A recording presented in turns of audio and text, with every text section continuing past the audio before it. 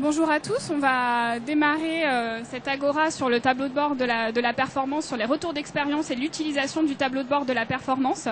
Je vais commencer par vous présenter les intervenants qui ont accepté d'intervenir et merci beaucoup d'ailleurs à tous d'être parmi nous.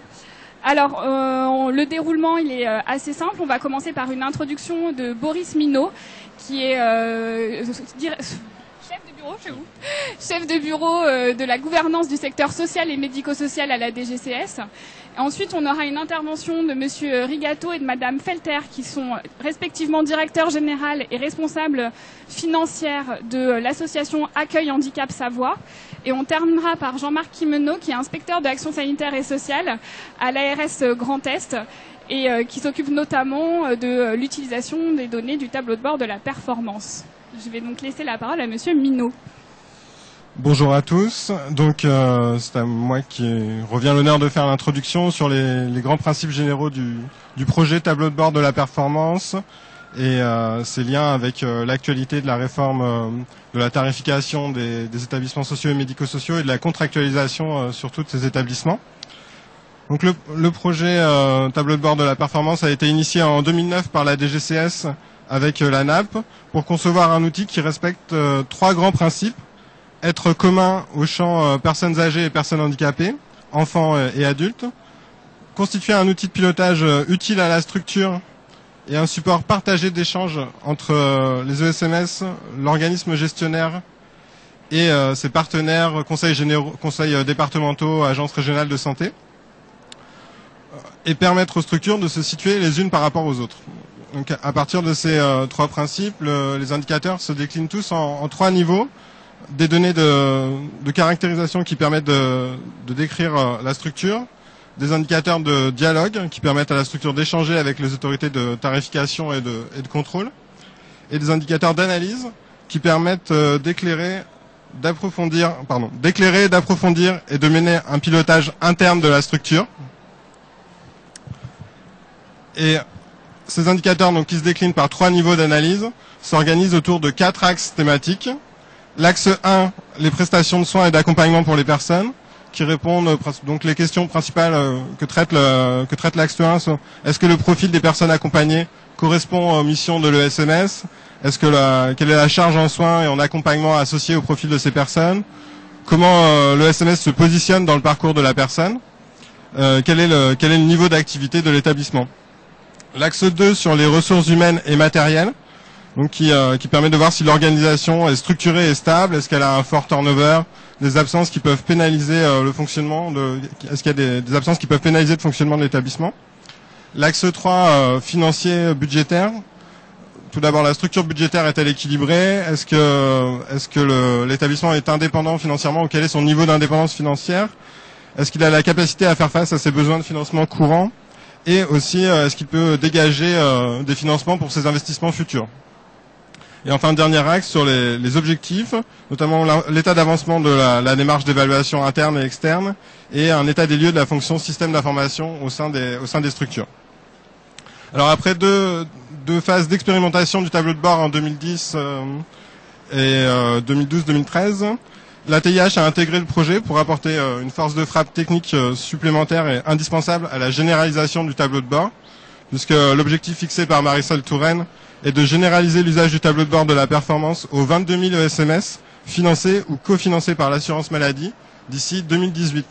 Donc on est maintenant entré dans une phase de généralisation depuis 2015 sur 3 ans, avec une entrée progressive des ARS, une première vague en 2015, enfin des territoires des ARS, avec une première vague en 2015, puis l'ensemble des ARS depuis 2016, et une sélection d'établissements et services volontaires au rythme de 5 000 nouveaux ESMS par an, environ. Pour accompagner cette généralisation, 3 acteurs principalement: la NAP, qui poursuit l'accompagnement des ARS, des conseils départementaux et des ESMS au travers de l'organisation de sessions de transfert de compétences pour l'utilisation du tableau de bord en direction des nouveaux utilisateurs. L'ATIH, qui développe et héberge la plateforme de collecte et la base de données et apporte un support aux utilisateurs tout au long de la campagne. Et la CNSA, qui s'attache notamment à développer l'interopérabilité de la plateforme de collecte avec les autres systèmes d'information du secteur médico-social, notamment la plateforme Import.ca, afin que les données issues des comptes administratifs ne donne plus lieu à des doubles saisies. Alors, la généralisation du tableau de bord de la performance était déjà un enjeu en lui-même autour duquel le ministère des Affaires sociales et ses opérateurs sont mobilisés. Mais cet enjeu est redoublé par les réformes en cours dans le secteur médico-social. En effet, donc, la loi d'adaptation de la société au vieillissement et la loi de financement de la sécurité sociale pour 2016 prévoient sur la période 2017-2022 la généralisation des CPOM à l'ensemble des ESMS financés par l'assurance maladie, ainsi que la mise en place d'un nouveau cadre budgétaire et comptable, l'état prévisionnel de recettes et de dépenses. Alors, ce qui est attendu de cette généralisation du CPOM et de l'outil CPOM, c'est qu'il permet de relier deux dimensions spécifiques et distinctes des organisations concernées. D'une part, la qualité de la prise en charge et de l'accompagnement, de l'autre, la performance des structures. C'est un support du dialogue entre les acteurs qui doit permettre de mieux répondre aux enjeux des besoins des usagers et aussi d'améliorer les parcours. C'est un outil à la disposition tant du gestionnaire que des autorités de tarification pour structurer l'offre médico-sociale sur le territoire, afin de mieux répondre aux besoins identifiés dans le cadre des différents schémas élaborés au niveau local. Et le changement de règles comptables et le passage en état prévisionnel de recettes et de dépenses donnera plus de liberté aux établissements dans leur gestion. Le gestionnaire aura la main pour mieux piloter ses ressources et prendre ses responsabilités concernant la santé et la pérennité financière de ces établissements. Donc le dialogue budgétaire deviendra plus stratégique sur les objectifs, le développement, l'efficience à plus long terme des établissements. Donc ces deux outils combinés permettent de sortir d'une procédure budgétaire annuelle d'autorisation de dépenses pour la remplacer par une relation fondée sur les principes de confiance mutuelle entre autorités de tarification et gestionnaires et de respect de l'autonomie de ces derniers dans le cadre des objectifs fixés par le CPOM. Et on voit bien que le tableau de bord de la performance s'inscrit parfaitement dans cette nouvelle logique d'une plus grande liberté pour le gestionnaire, d'une plus grande responsabilisation sur la base d'objectifs partagés et contractualisés avec les ARS et les conseils départementaux, ce qui lui offre des informations utiles pour le pilotage interne de ces ESMS.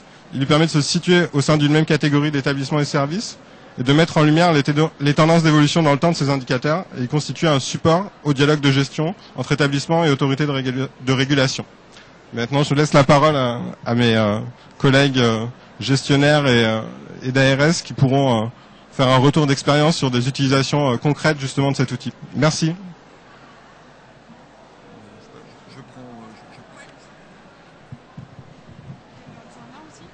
Bien, merci à vous. On va peut-être... bonjour à tous. On va passer... voilà. Donc on va vous faire un petit retour d'expérience sur l'utilisation et l'expérimentation du tableau bord de la performance dans le cadre du pilotage de notre association, sur les questions qu'on a pu nous commencer à prédéterminer sur le dialogue de gestion à partir de ces indicateurs, toujours dans l'objectif d'améliorer les prestations, le service rendu aux usagers et évidemment la performance de nos établissements dans un objectif aussi de rationalisation de nos coûts. Alors le contexte, donc nous c'est une petite association qui gère des établissements et services dans le champ du handicap avec une particularité, c'est qu'elle est très médicalisée sur une grande part de son activité. Elle a été créée il y a près d'un siècle, elle regroupe aujourd'hui 180 salariés avec un budget qui avoisine les 9 millions d'euros. Ma collègue et moi, pris nos fonctions il y a 4 ans de manière à peu près concomitante et notre constat, notre arrivée, c'est pas ou peu de pilotage au sein de l'association avec peu d'outils de diagnostic, hormis ceux classiquement que sont les comptes annuels et le budget prévisionnel. Une organisation qui était peu structurée, en particulier concernant les fonctions support. Alors évidemment les difficultés premières c'est pour nous d'agir en matière de gestion de ces établissements et de conduite de ces établissements, c'était une capacité réduite quant à un mode d'organisation peu efficace, une activité peu lisible, peu tracée, insuffisamment décrite, une opacité des comptes avec des détails multiples qui ne permettaient pas à la direction de dégager des stratégies cohérentes de gestion, des absences de formalisation et de sécurisation de l'ensemble des services et processus, que sont classiquement la RH, la qualité, les systèmes d'information, le budget finance, et puis un manque évidemment d'outils de contrôle de gestion. Alors, fort de ces constats et des souhaits que nous avions à agir sur cet environnement, on s'est dit qu'il valait, enfin on s'est dit, on a repris ce que disait Francis Blanche, qu'il valait mieux penser le changement que changer le pansement. Et on a souhaité déployer notre stratégie d'approche et d'action, principalement toujours avec en filigrane et évidemment comme objectif principal, ce que je disais en préambule, c'était l'amélioration du service à la personne, la modernisation de notre système de gestion et également dans l'optimisation de notre patrimoine, investissement, recentrage des activités, suivre et accroître la performance pour optimiser les dépenses.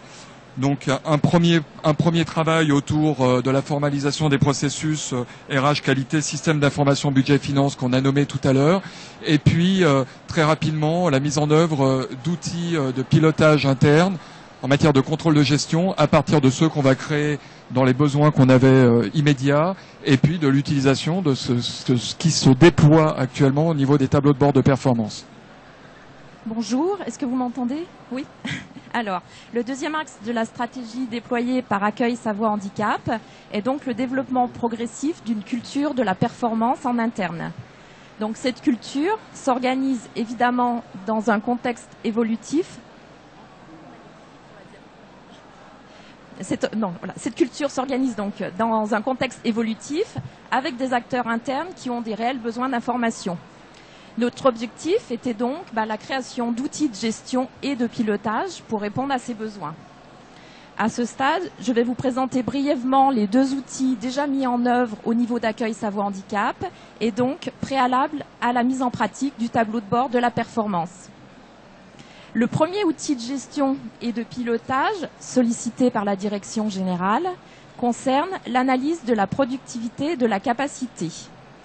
Pour le centre d'éducation motrice, il s'agit du suivi de l'activité en termes de journée.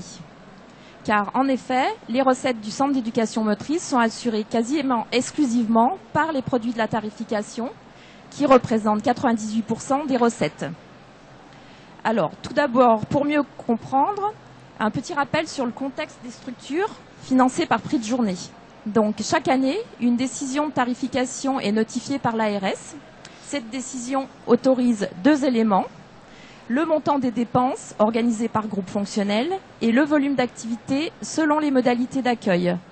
Donc en découle en 2014 pour notre établissement deux tarifs, un pour l'internat et un pour le semi-internat, comme le montre le tableau projeté. Par conséquent, pour notre structure, la variation d'activité en nombre et aussi en nature a une incidence donc directe sur le total des recettes réalisées. Alors, c'est pourquoi nous effectuons un suivi mensuel rigoureux de l'activité en termes de journée à l'issue de chaque période de facturation. L'analyse de cet état permet à ma direction d'être proactive dans la gestion des présences des jeunes. Le but est évidemment de consolider les recettes en surveillant l'aspect quantitatif. Et d'autre part, nous avons aussi un regard qualitatif par la recherche de l'accompagnement le plus adapté aux besoins des jeunes. C'est ainsi que les modes d'accompagnement du CEM ont pu évoluer. L'évolution de 14% du nombre de journées réalisées entre 2011 et 2015 représente, si on le ramène à l'usager, un accompagnement de 10 jeunes supplémentaires pour un volume quasi identique de dépenses et répond surtout à de nouveaux besoins. Ce qui était, comme ça paraît évidemment anodin, mais mine de rien, c'est bien parce qu'on est allé regarder de très très près. C'est pas les tableaux qu'on vous présente qui sont le reflet de ce très très près, parce qu'on est allé venir regarder quand est-ce qu'on prenait en charge les enfants par rapport à leurs besoins, sur la qualité des accompagnements qui étaient prodigués, et la capacité de pouvoir optimiser notre réponse par rapport à une liste d'attente qui était assez insupportable dans ce champ d'activité, parce que une liste d'attente, avoir des enfants en liste d'attente sur un centre d'éducation motrice pour des enfants qui sont en situation de handicap rare et complexe, c'est un peu un aveu d'échec pour nous, et d'aller voir si on a des leviers à pouvoir mobiliser et proposer en termes de volume d'activité, ça nous a paru très intéressant. Alors pour nous, effectivement, piloter son activité, c'est optimiser ses ressources et favoriser l'innovation. Ce dialogue, le dialogue de gestion que cela a permis en interne, a permis aussi de visualiser que finalement l'activité qu'on pensait qui était traditionnellement dans la tête de l'ensemble des professionnels, elle pouvait se distinguer sur des niveaux très très différents d'accompagnement. Et par ce biais-là et par ce travail-là, ça nous a permis de promouvoir et de distinguer une nouvelle réponse, en particulier sur parce que les marges de manœuvre que nous laissait ce pilotage nous permettaient de proposer des séjours modulaires en direction des enfants en situation de handicap rare et complexe. Et du dialogue de gestion qui est né avec l'ARS nous a permis 3 ans plus tard d'établir et d'offrir une nouvelle offre autour d'une unité régionale de répit pour des enfants en situation de handicap rare et complexe sur justement des séjours modulables et séquentiels. Nous allons aborder donc le deuxième outil qu'on utilise. Donc depuis le mois de juin 2015, pour répondre à une demande légitime du bureau de notre association, le service finance établit un reporting flash à un rythme régulier. Ce reporting flash est une réponse aux besoins de pilotage de l'établissement et des services et il satisfait 3 objectifs. C'est un support de connaissances, c'est un outil de management, c'est un vecteur de communication. Ce reporting flash est un tableau de suivi de l'engagement des charges émis à M+10 jours, soit relativement rapidement. Il est constitué à partir de l'extraction des charges de la comptabilité et est partiellement retraité. Il est structuré sur la base des groupes fonctionnels et il reprend le principe d'un des indicateurs du tableau de bord de la performance, celui qui concerne le taux d'atteinte des prévisions de dépenses en le déclinant par groupe fonctionnel pour plus de finesse dans l'analyse. Notre vigilance porte surtout sur le groupe 2, les dépenses de personnel, car elles représentent 76% des dépenses en 2014. En complément de nos outils, dont la parution est rapide et régulière. Ah oui, j'ai. Bon. Voilà. Oui. En mai 2015, nous nous sommes interrogés sur les avantages à intégrer un outil porté par la NAP et dont le but est de permettre aux établissements de moderniser leur gestion et de suivre et d'accroître leur performance. Je veux parler du tableau de bord de la performance du secteur médico-social. Accueil Savoie Handicap a donc participé pour la première fois à la campagne 2015 sur les données 2014 pour un établissement, le Centre d'éducation motrice, et 2 services, le CESAD et le SAMSA. Alors, je ne commande pas plus cette slide, étant donné que M. Minot a déjà fait une présentation du tableau de bord.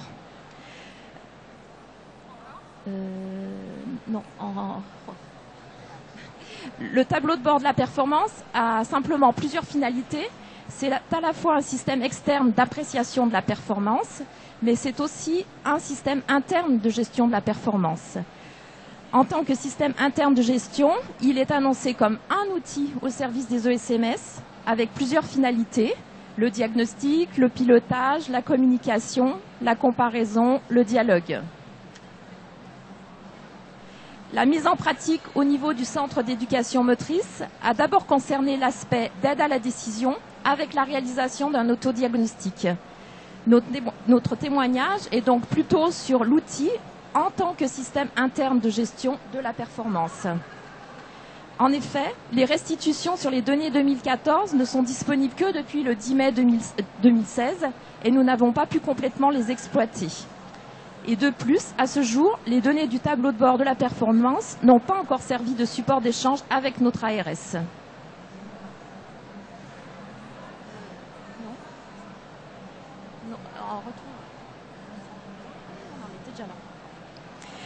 Excusez-moi.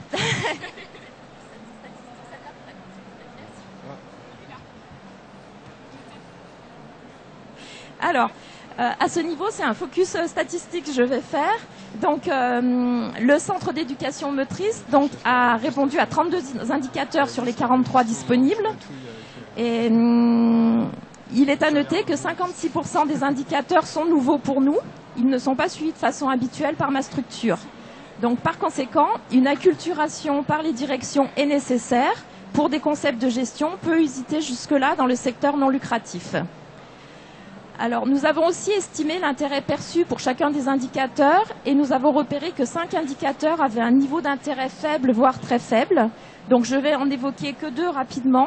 Donc, tout d'abord, le taux de CAF, capacité d'autofinancement. Donc, dans les ESMS tels qu'un centre d'éducation motrice, l'affectation des résultats est régie par le Code de l'action sociale et des familles et est donc sous la houlette de l'autorité de tarification. Et en effet, la CAF calculée à ce moment-là n'est pas une ressource durable du fait de la probabilité de reprise du résultat excédentaire. Par conséquent, dans ce contexte, étant donné que les excédents sont difficilement capitalisables, cet indicateur, pour nous, n'est pas pertinent. Le deuxième indicateur, dont le niveau d'intérêt est faible car non représentatif, concerne le profil des personnes accompagnées avec la répartition en fonction des types de déficiences. Oui, sur ce point-là en particulier, lorsque il nous apparaît aujourd'hui que la catégorisation déficience principale, déficience associée, ne permet pas de refléter la charge en soins des usagers, en particulier dans les champs du handicap rare et des situations complexes, où nos médecins sont vraiment en difficulté quand ils vont nommer la déficience principale et associée, parce que bien souvent, ils nous disent, pour eux, il devrait y avoir une première déficience, une deuxième, une troisième, une quatrième, des fois, qu'ils ont du mal à distinguer en termes de poids. Plus la personne est en situation de complexité, d'accompagnement. De plus, on reste dans le registre d'une catégorisation par déficience. Or, sur le secteur médico-social, la catégorisation par pathologie pourrait être aussi intéressante.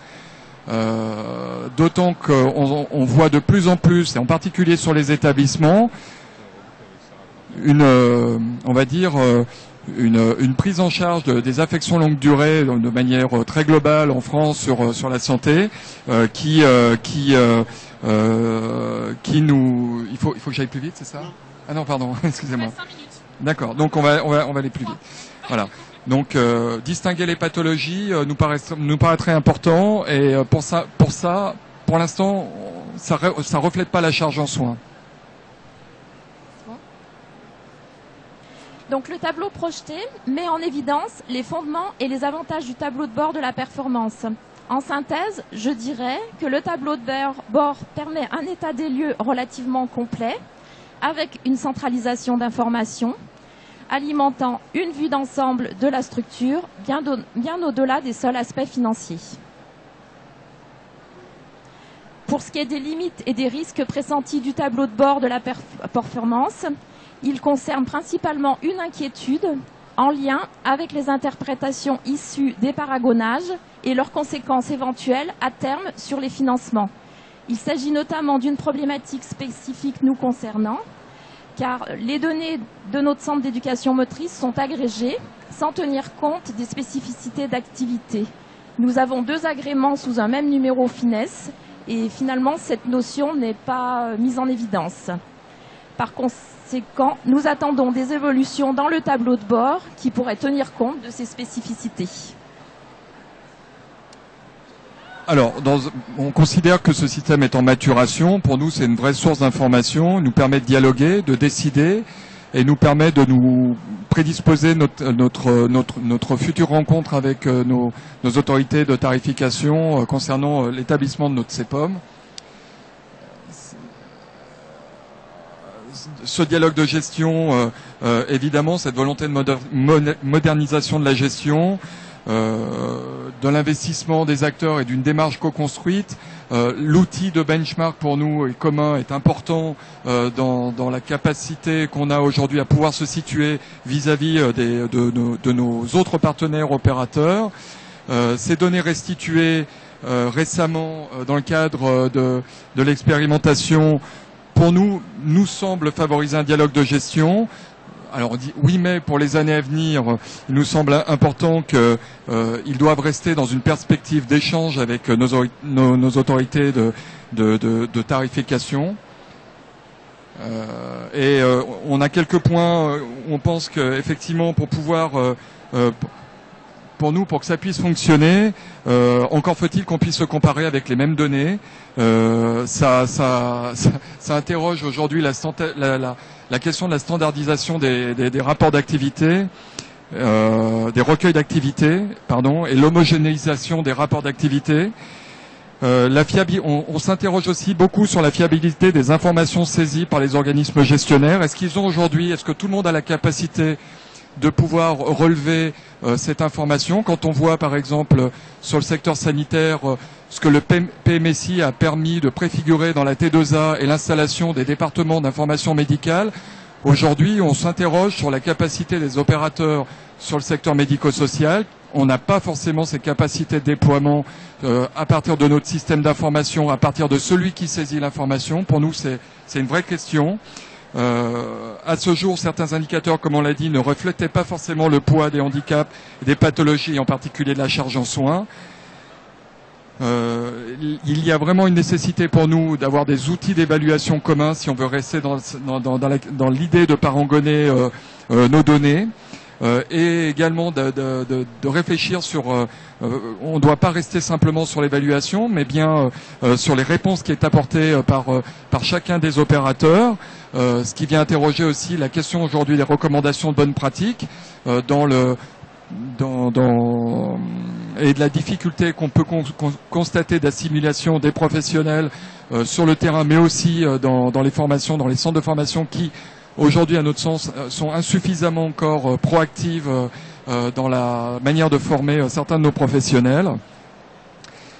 Les spécificités ne peuvent être abordées si, de fait, ces spécificités ne peuvent être abordées qu'au moment du dialogue, comme par exemple les transports des usagers.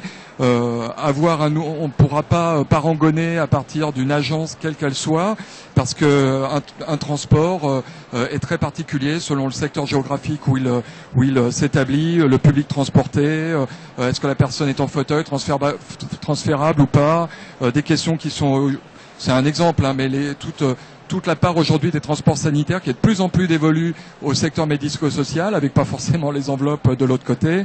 Donc c'est juste un petit exemple qui vient éclairer le fait que ça ne peut pas prendre et se substituer à la place de spécificités qui doivent être abordées au moment de l'élaboration d'un CEPOM. Qui peut prendre appui sur le tableau de bord de la performance. Néanmoins, ils doivent considérer sa dimension non exhaustive. Pour nous, c'est important. Et puis, donc pour conclure, la dernière slide. Voilà. C'était simplement pour rappeler que cette contractualisation doit quand même laisser une part d'autonomie de gestion aux opérateurs de gestion. Jean-Marc, du coup, plus que 8 minutes donc, pour respecter le timing. 45 minutes pour répondre aux questions qui ont été soulevées, c'est ça? Merci. Alors, je vais faire au mieux. L'utilisation du tableau de bord par l'ARS, 8 minutes, c'est trop court. Donc, je me suis concentré sur 2 points principaux. Le premier, c'est les limites du tableau de bord. J'ai évacué toutes les utilisations potentielles en dialogue de gestion, les indicateurs, le suivi. Ça, c'est du dialogue, un établissement, un gestionnaire de dossier. Ça se passe entre eux et on choisit ce qu'on va suivre. Je laisse ça de côté au niveau, en tout cas, de la grande boutique ARS. Donc, les limites de l'exercice. Et puis derrière, je citerai très rapidement 3 exemples, 3 utilisations qu'on a faites ou que l'on est en train de faire du tableau de bord sur le territoire de la Lorraine, de la région Grand Est pour bientôt. Vas-y. Donc le contexte de la réforme territoriale, la Lorraine fusionne ou est regroupée avec ses petites voisines, l'Alsace et la Champagne-Ardenne. Ça pose en soi des soucis puisque l'Alsace était comme nous avec à peu près, dès l'année dernière, 70% d'établissements déclarants, donc un très bon taux de retour, et Champagne-Ardenne qui n'avait pas commencé. Donc, comment est-ce qu'on peut faire pour essayer de commencer à travailler avec une partie des établissements sans les autres, en essayant de léser personne? L'équité territoriale, c'est ça, on ne peut pas léser les gens, même s'ils n'ont pas rempli les indicateurs qu'on demande. Donc on est obligé de temporiser un petit peu, ce qui rend d'autant plus compliqué l'intervention d'aujourd'hui. Mais passons. La formation des gestionnaires, c'est là où on en était en Lorraine. On s'est servi des données, c'est 2016, c'est janvier 2016, c'est pas janvier 2015. On utilisera les données qui ont été déclarées en janvier, qu'on a depuis très récemment, depuis le 10 mai. Les données qui ont été enregistrées en janvier, on va les utiliser dans le dialogue de gestion de cette année. Pour le faire, il faut encore qu'on sache les utiliser, qu'on sache les lire, qu'on sache les interpréter. Donc en janvier, on a formé grosso modo 40 personnes qui seront les interlocuteurs des établissements à la lecture et à l'utilisation du tableau de bord. Faire un retour d'expérience sur des choses qu'on n'a pas commencé. On se retrouve l'année prochaine. Et l'outil a aussi été présenté plusieurs fois en CODIR, donc CODIR ARS Lorraine, maintenant CODIR ARS Grand Est, pour que tous les directeurs des directions métiers, mais aussi des directions support, aient conscience que l'on a cet outil, cette base de données, ces informations des établissements. On y reviendra parce que ça va nous servir ponctuellement sur plein de petites choses différentes. Et dernier point, la campagne budgétaire est en cours, les agents ont été formés en janvier. Je vous dirai donc l'année prochaine comment ça a permis de modifier nos pratiques. Vas-y. Les limites de l'exercice. Alors, le premier point qui est fondamental, c'est pour la Lorraine, 250 données, 43 indicateurs, x 700 établissements, 200 000 valeurs. Si on va à la pêche aux informations, on va trouver plein de choses. Mais au final, on ne saura plus pourquoi on les a cherchées. Donc la logique, elle est plutôt inverse. On rédige notre PRS, nos axes stratégiques, notre robe, là, qui va bientôt sortir. Et après, on regarde dans le tableau de bord comment on utilise le tableau de bord pour étayer notre stratégie. C'est vraiment l'objectif ultime du tableau de bord, c'est d'étayer quelque chose. Mais ça ne remplace pas le quelque chose, le processus à construire. Je suis embêté chez nous parce qu'on est en train de tout reconstruire avec la fusion des régions, mais c'est bien la façon dont il faut se servir du tableau de bord et c'est le dialogue, le discours que l'on porte au maximum. La deuxième limite, c'est le produit lui-même, qui est encore à fiabiliser. Les données 2013, elles n'étaient pas exhaustives, c'est celles qu'on avait jusque-là en mai. Les données 2014, on les a, elles sont toutes récentes, on ne les a pas encore traitées, parce que 200 000 valeurs à traiter, ça prend du temps. Les données 2015, vous êtes en train de les déclarer. On va attendre un peu avant de les exploiter. Mais derrière, toute cette production, cette richesse, toutes ces valeurs que vous déclarez qui ont du sens, ça modifie nos pratiques chez nous. C'est pas forcément simple à bouger, les pratiques de l'ARS. On y travaille, on s'en empare, mais il nous faut aussi du produit. Et c'est là où on a besoin que vous déclariez des données. Alors vous voyez rien venir pour l'instant, oui, il faut qu'on ait les données pour modifier nos pratiques. Donc c'est pour ça qu'il y a un peu de temporalité différée entre vos déclarations, là ça fait 2 ans, 3 ans pour les plus anciens, et pas grand-chose à l'issue, parce qu'on n'est pas encore en ordre de bataille. Comment on s'est servi des données néanmoins en Lorraine? On a commencé par un projet qui nous tenait à cœur depuis longtemps, qui est sur l'efficience des SIAD. Pourquoi il nous tient à cœur? Parce que c'est un énorme poste de dépenses en CNR sur les actes médico-infirmiers. Et oui, du coup, ça nous tient à cœur. Donc on a commencé en 2014. On aurait aimé se servir du tableau de bord, mais on n'avait pas l'exhaustivité des SIAD. On a été obligé de faire une enquête complémentaire. Mais on a repris peu ou prou les données qui sont déclarées dans le tableau de bord. Nos objectifs, c'était donc de limiter les CNR, d'améliorer la réponse aux usagers et d'augmenter le taux d'occupation pour passer la réforme de la tarification des SIAD relativement sereinement. Je suis trop long. J'avais prévenu, 45 minutes, j'ai dit. J'ai pas fini. Je reviens encore un petit coup. Donc l'évaluation a été menée en 2014, toute fin 2014. En 2015, notre principal axe, ça a été de former les infirmières coordinatrices. Tu peux y aller, tu peux passer. Ça a été de former les infirmières coordinatrices pour leur donner des outils d'optimisation du recrutement des usagers, de gestion des absences et des interruptions de soins chez les usagers, parce que la place, elle est occupée ou elle n'est pas occupée. Si elle n'est pas occupée, est-ce que je peux prendre quelqu'un d'autre? Comment je gère la Sécu qui ne veut pas de double tarification? Donc on a aidé les infirmières coordinatrices à s'outiller, à s'équiper et à comprendre tous ces mécanismes. Et puis quelques petits axes sur la gestion du personnel, l'organisation des tournées aussi. Toutes ces actions ont été menées sur 2 journées de formation en juin et en décembre 2015. Et là, pour attendre les résultats, il faut les modifications substantielles des pratiques. Donc on a commencé à retraiter les données 2015, celles qu'on avait dans les rapports d'activité. On va attendre la saisie des données dans le tableau de bord pour la campagne 2015 et on exploitera et on verra de façon très simplement. On avait sur l'optimisation du recrutement un axe de travail qui était 60% de vos usagers en GIR 1 ou 2. Ça se vérifie dans le tableau de bord très facilement parce que c'est déclaré dedans. Mais là, on a bien identifié un axe de travail en amont, mener une action de formation et utilisation du tableau de bord pour objectiver est-ce qu'on a été efficace ou pas. idem sur le taux d'occupation et idem sur le taux d'absentéisme du personnel et l'impact sur les tournées qu'on a dû modifier, faire ou ne pas faire. Donc ça, c'est un de nos exemples. L'exemple suivant, mener ou pas de charge, c'est horrible. Hein. On a un appel à candidature en cours en Lorraine qui a déjà été fait en Alsace, qui sera fait en Champagne-Ardenne sur de l'aide à l'équipement au système d'information. Comment est-ce qu'on peut aider les établissements à s'équiper de systèmes d'information performants pour leur permettre un gain d'efficience, un gain d'effectivité et leur permettre d'intégrer l'espace numérique régional en santé. Pour ça, on se sert du tableau de bord de la performance dans son axe 4. L'axe 4, objectif, on demande comment vous êtes équipé en logiciel, quelle suite logicielle vous utilisez, est-ce que vous êtes satisfait ou pas de votre suite logicielle.